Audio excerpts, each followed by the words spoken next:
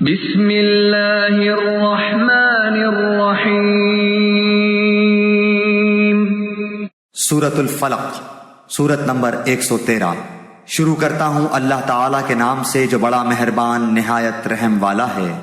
قل اعوذ برب الفلق، آپ کہہ دیجئے کہ میں صبح کے رب کی پناہ میں آتا ہوں، من شر ما خلق، ہر اس چیز کے شر سے جو اس نے پیدا کی ہے، ومن شر غاسق اذا وقب، اور اندھیری رات کی تاریکی کے شر سے جب اس کا اندھیرا پھیل جائے، ومن شر النفاثات فی العقد، اور گرہ لگا کر ان میں پھونکنے والیوں کے شر سے بھی، ومن شر حاسد اذا حسد، اور حسد کرنے والے کی برائی سے بھی جب وہ حسد کرنے لگے۔ سبحان اللہ